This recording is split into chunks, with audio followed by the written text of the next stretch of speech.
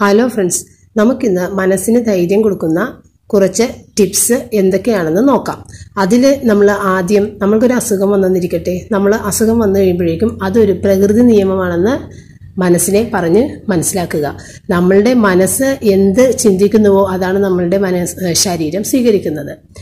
മനസ്സിനെ നിയന്ത്രിച്ചാൽ മാത്രമാണ് നമ്മുടെ ശരീരം രോഗവിമുക്തമാകുന്നതെന്നും ചിന്തിക്കുക. അല്ലാതെ മരുന്ന് കഴിച്ചതുകൊണ്ട് ഒരിക്കലും രോഗത്തിൽ നിന്ന് നമ്മൾക്ക് പൂർണ്ണമായിട്ട് രക്ഷപ്പെടാൻ പറ്റുമെന്ന് ചിന്തിക്കുകയേ വേണ്ട. കാരണം ഇപ്പോൾ ക്യാൻസർ പേഷ്യൻസിൻ്റെ അടുത്ത് ഡോക്ടേഴ്സ് പറയുന്നത് കേട്ടിട്ടില്ലേ, നിങ്ങൾ മരുന്ന് കഴിച്ചതുകൊണ്ട് മാത്രം ഈ അസുഖം മാറില്ല, മനസ്സിന് ധൈര്യമില്ലെങ്കിൽ ഈ അസുഖം നമ്മളിൽ വിട്ടു പോകുന്നില്ല എന്നുള്ളത് അവർ പ്രത്യേകം എടുത്ത് പറയുന്നുണ്ട്. ഇത് ക്യാൻസറിന് മാത്രമല്ല, എന്ത് കാര്യത്തിനും എത്ര വലിയ രോഗം വന്നു കഴിഞ്ഞാലും മനസ്സിൽ എനിക്ക് രോഗമില്ല എന്ന് ഉറപ്പിച്ച് പറയുകയും നമ്മൾക്ക് ചെയ്യാനുള്ള കാര്യങ്ങൾ എന്തൊക്കെയാണെന്ന് മനസ്സിൽ ചിന്തിച്ചെടുക്കുക. ഇനി ഞാൻ എന്തെല്ലാമാണ് ബാക്കിയിട്ടിരിക്കുന്നത്, ആ കാര്യങ്ങളെല്ലാം എനിക്ക് ചെയ്യണം. അല്ലാതെ ഇത് ഒന്നും ചെയ്യാൻ പറ്റാതെ ഞാൻ മരിച്ചു പോകും എന്നുള്ള ആ ഒരു ഇമാജിനേഷൻ, അങ്ങനെ ഒരു സിനിമ പോലെയൊക്കെ കാണുന്ന ആളുകളുണ്ട്. അങ്ങനെയൊന്നും ചിന്തിക്കാതെ ഇത് പെട്ടെന്ന് തന്നെ അസുഖം മാറി എഴുന്നേറ്റ് എല്ലാ കാര്യങ്ങളും ചെയ്ത് തീർത്ത് സന്തോഷമായിട്ടിരിക്കുന്ന ആ ഒരു പിക്ചർ മനസ്സിൽ കാണുക. ഇപ്പം നമ്മളുടെ വീട്ടിൽ മറ്റൊരാൾക്കാണ് അസുഖം വരുന്നതെങ്കിലും നമ്മൾ ഇതേ തന്നെ മെസ്സേജ് അവർക്കും പാസ് ചെയ്യുക. ഇതൊരു കുഴപ്പമില്ലാത്ത കാര്യമാണ്. ചെറിയ അസുഖങ്ങളൊക്കെ ആണെങ്കിൽ തിരിഞ്ഞു നോക്കേണ്ട ആവശ്യമില്ല. വലിയ അസുഖങ്ങൾ വരുന്നവരോടുള്ള കാര്യമാണ് ഞാനീ പറയുന്നത്. ചെറിയ അസുഖങ്ങൾക്ക് മരുന്ന് പോലും മേടിക്കരുതെന്നാണ് ഞാൻ പറയുന്നത്. കാരണം നമ്മളിൽ തന്നെയുള്ള ഇമ്മ്യൂണിറ്റി സിസ്റ്റം വർക്ക് ചെയ്യണമെന്നുണ്ടെങ്കിൽ നമ്മൾ ആദ്യം തന്നെ കയറി മരുന്ന് കഴിക്കരുത്. നമ്മളിൽ തന്നെയുണ്ട് നമ്മളുടെ അസുഖം മാറ്റാനുള്ള ഇമ്മ്യൂണിറ്റി നമ്മളുടെ ശരീരത്തിൽ തന്നെയുണ്ട്. അപ്പം അതിന് ഉള്ള വർക്ക് ചെയ്യാനുള്ള അവസരം നമ്മൾ കൊടുക്കുക. പിന്നെ നമ്മൾ ഭയങ്കരമായിട്ട് വിഷമിച്ചിരിക്കുന്ന ഒരു വ്യക്തി, അസുഖം അങ്ങനെയുള്ള കാര്യങ്ങൾ വന്ന് ഭയങ്കരമായിട്ട് വിഷമിച്ചിരിക്കുന്ന വ്യക്തികൾ നമ്മളുടെ ക്രോമിലൊക്കെ കയറിയിട്ട് ഒരുപാട് കോട്സുകളുണ്ട്. ആ കോട്സുകളൊക്കെ വായിച്ചു കഴിഞ്ഞാൽ നമ്മൾക്ക് ഭയങ്കര പോസിറ്റീവ് എനർജി കിട്ടും. അങ്ങനെയുള്ള കുറേ കോട്സുകൾ നമ്മൾ ഡൗൺലോഡ് ചെയ്ത് വെച്ചിട്ട് ഘട്ടങ്ങളിൽ അത് നോക്കുക. പിന്നെ അതിലും ഏറ്റവും പ്രധാനപ്പെട്ടതാണ് മതഗ്രന്ഥങ്ങളിലൂടെ നമ്മൾക്ക് വായനയിലൂടെ, മതഗ്രന്ഥം വായിക്കുന്നതിലൂടെ ഒരുപാട് സമാധാനം നമുക്ക് കിട്ടും. അതുപോലെ തന്നെ നമ്മളുടെ പോസിറ്റീവ് എനർജി തരുന്ന ഫ്രണ്ട്സും നെഗറ്റീവ് എനർജി തരുന്ന ഫ്രണ്ട്സും നമ്മളുടെ ബന്ധുക്കളും, അങ്ങനെ രണ്ട് വിഭാഗക്കാരുണ്ടാവും. അതിൽ വിഷമഘട്ടങ്ങളിൽ ഈ നെഗറ്റീവ് എനർജി തരുന്ന വിഭാഗക്കാരെ പതിയെ ഒഴിവാക്കിയിട്ട് പോസിറ്റീവ് എനർജി തരുന്ന ആ വിഭാഗക്കാരുമായി സംസാരിക്കാനായിട്ടും അവരെ നേരിൽ കണ്ട് അല്ലെങ്കിൽ ഫോണിലൂടെ ബന്ധപ്പെടാനായിട്ട് ശ്രമിക്കുക. അവർ പറയുന്ന ഓരോ വാക്കുകൾ നമ്മൾക്ക് ഒരുപാട് സമാധാനം തരുന്ന ഒന്നായിരിക്കും. പിന്നെ നമ്മൾക്ക് ഒരുപാട് വിഷമിപ്പിക്കുന്ന ചില ഇൻസിഡൻസ് നമ്മുടെ ജീവിതത്തിൽ സംഭവിക്കും. മരണം, പണനഷ്ടം, കുടുംബകലഹങ്ങൾ, ഇങ്ങനെയൊക്കെ. അപ്പം അതൊക്കെ നമ്മളുടെ ബ്രെയിനിൽ എപ്പോഴും വന്ന് നമ്മളെ ശല്യപ്പെടുത്തിക്കൊണ്ടിരിക്കുന്ന കാര്യങ്ങളാണ് ഈ നഷ്ടബോധങ്ങളും എല്ലാം. അപ്പം നമ്മൾ നേരെ ചിന്തിക്കുക, മറിച്ചൊന്ന് ചിന്തിച്ച് നമുക്ക് ഒരുപാട് സന്തോഷം തരുന്ന കാര്യങ്ങൾ എപ്പോഴും നമ്മളുടെ മനസ്സിലേക്ക് വരുമോ? ഒരിക്കലും വരില്ല. എപ്പോഴും മനസ്സിലേക്ക് ഓടി വരുന്നത് വിഷമിപ്പിക്കുന്ന ചിന്തകളാണ്.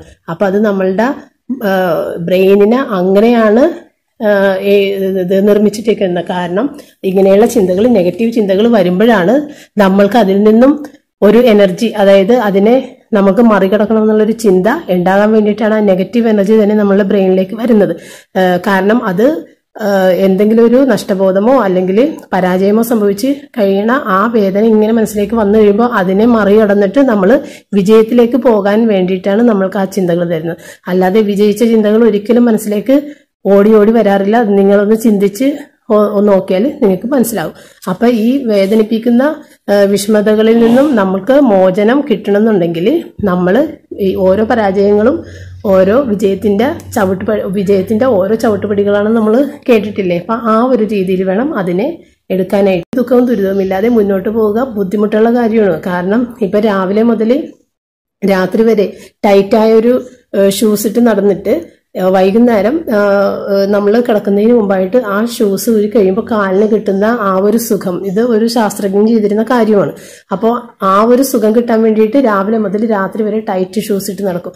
അപ്പോൾ ആ രാത്രി ആ ഷൂസ് ഒന്ന് അയച്ചു കഴിയുമ്പോൾ നമ്മൾക്ക് ഉണ്ടാകുന്ന ആ വലിയൊരു സുഖം എന്ന് പറഞ്ഞ പോലെ തന്നെയാണ് ഒരു വിഷമഘട്ടങ്ങളിൽ നിന്ന് നമ്മൾ അതിനെ മാറ്റി, നമ്മളുടെ കഴിവ് ഉപയോഗിച്ച് അതിനെ മാറ്റി നമ്മൾ അതിൽ നിന്നും പുറത്ത് വന്ന് ഫ്രീ ആകുമ്പോൾ കിട്ടുന്ന ആ ഒരു സുഖം കിട്ടണമെന്നുണ്ടെങ്കിൽ വിഷമതകൾ ജീവിതത്തിൽ വന്നാൽ മാത്രമേ പറ്റുള്ളൂ. അല്ലാതെ എല്ലാ സുഖങ്ങളും എല്ലാ സൗകര്യങ്ങളും സ്ഥിരമായി ഇങ്ങനെ അനുഭവിച്ച് മുന്നോട്ട് പോകുമ്പോൾ ജീവിതം എത്ര ബോറാകുമെന്ന് ഒന്ന് ചിന്തിച്ചാൽ മനസ്സിലാവും. അതുപോലെ തന്നെ ഒരു പരാജയം സംഭവിച്ചെന്ന് വിചാരിച്ച് അതോടുകൂടി നമ്മൾ വീണു പോകരുത്. കാരണം ഒരു നടക്കുന്ന നമ്മളുടെ വീട്ടിൽ തന്നെ കാണുന്ന ഒരു കാര്യമുണ്ട്, കുഞ്ഞു പിള്ളേര് നടക്കാനായിട്ട് ആദ്യം നടക്കുമ്പോഴേക്കും അവർ പലതവണ വീഴാറുണ്ട്. അപ്പം വീഴുമ്പോൾ അവർ വീണ്ടും വീണ്ടും വീണ്ടും വീണ്ടും എഴുന്നേറ്റ് നടക്കാൻ ശ്രമിക്കുന്നത് നമ്മൾ കാണും. നേരെ മറിച്ച് അവൻ വീണ് കഴിഞ്ഞിട്ട് അവൻ പറയുന്നത് എനിക്ക് പറ്റില്ല, എനിക്ക് നടക്കാൻ പറ്റണില്ല, ഞാൻ മതിയാക്കി പരിപാടി എന്ന് പറഞ്ഞിട്ട് മാറി ഇരുന്ന് കഴിഞ്ഞാൽ അവൻ ജീവിതാവസാനം വരെ ഇരുന്ന് തന്നെ തീർക്കേണ്ടി വരും. അപ്പം ഇതൊക്കെ നമ്മളുടെ മുന്നിൽ കാണുന്ന ഓരോ പാഠങ്ങളാണ്. അപ്പം അതുപോലെ നമ്മൾ ഓരോ വീഴ്ചയിൽ നിന്നും പൂർവാധികം ശക്തിയോടുകൂടി തന്നെ മുന്നോട്ട് പിന്നെയും കുതിക്കുക. എന്നാലേ നമ്മൾക്ക് നല്ലൊരു വിജയം നമുക്ക് കിട്ടുള്ളൂ. ഇപ്പം നമ്മളുടെ മെക്ഡൊണാൾഡ്സിന്റെ ഓണർ വളരെ പരാജിതനായിട്ട് ഒരുപാട് ബിസിനസ്സുകൾ ചെയ്ത്, ഇതൊക്കെ നമ്മൾ നേരത്തെ വായിച്ചൊക്കെ അറിഞ്ഞിട്ടുള്ള കാര്യങ്ങളാണ്.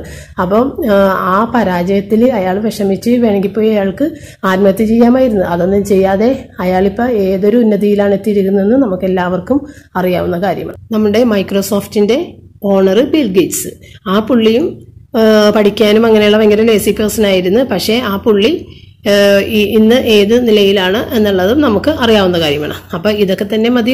ഇതിപ്പോൾ ഒരു ചെറിയ രണ്ട് കാര്യമാണ് ഞാൻ പറയുന്നത്. പക്ഷെ ഒരുപാട് ഉന്നതിയിലെത്തിയ ആളുകളെല്ലാം ഒരുപാട് പരാജയങ്ങളിലൂടെ മാത്രം മുന്നോട്ട് വന്നവരാണ്. അതുപോലെ കുട്ടികളോടാണെങ്കിലും അവരുടെ ഇപ്പം പരീക്ഷ ടൈമാണ്, അവരെ ഒരുപാട് വിഷമിപ്പിക്കാതെ അവർക്ക് വേണ്ടി ധൈര്യം പകർന്നു കൊടുക്കേണ്ടത് മാതാപിതാക്കളാണ്. പഠിച്ച് മാർക്ക് മേടിക്കുക എന്നുള്ളത് മാത്രമല്ല വലിയൊരു കാര്യമെന്ന് പിള്ളേരെ മനസ്സിലാക്കുക. കാരണം അവരിൽ ഒളിഞ്ഞിരിക്കുന്ന ഒരുപാട് കഴിവുകളുണ്ട്, അതിനെയൊക്കെ നമ്മൾക്ക് ഉയർത്തിക്കൊണ്ടുവരാൻ സാധിക്കും. അല്ലാതെ കുറേ മാർക്ക് മാത്രം മേടിച്ചാലേ നീ രക്ഷപ്പെടുള്ളൂ എന്നൊന്നും പറഞ്ഞ് അവരെ വിഷമിപ്പിക്കേണ്ട. അവർക്ക് പഠിക്കാനുള്ള ധൈര്യം കൊടുക്കുക, അത് മാത്രം ചെയ്യുക. അവർ മാർക്സ് അത് തന്നെ മതി അവർക്ക് മാർക്സ് കിട്ടാൻ വേണ്ടിയിട്ട്.